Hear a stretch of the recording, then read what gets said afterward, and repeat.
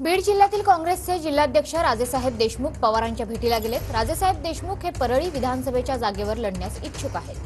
परळीमध्ये Dhananjay मुंडेंविरोधात Sharad Pawar Maratha card खेळणार का अशी चर्चा सध्या राजकीय वर्तुळात आहे। आपले प्रतिनिधी अक्षय वंकणी सध्या आपल्या सोबत आहे। अक्षय, बीड मधल्या विधानसभेच्या तयारीला सुरुवात झालेली आहे, सध्या काय अपडेट?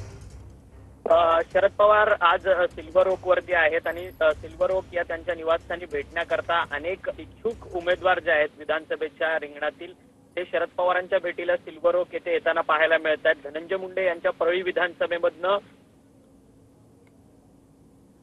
राजेसाहेब देशमुख पवार यांची भेट घेण्याकरता खरतर सिल्वर ओक या निवासस्थानी गेलेले आपल्याला पाहायला मिळत आहे।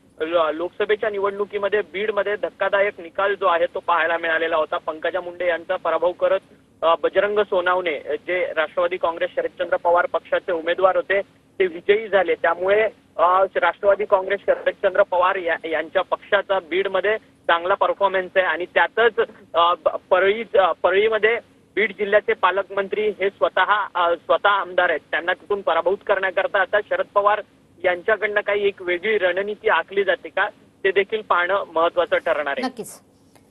धन्यवाद अक्षय या सविस्तर माहितीबद्दल।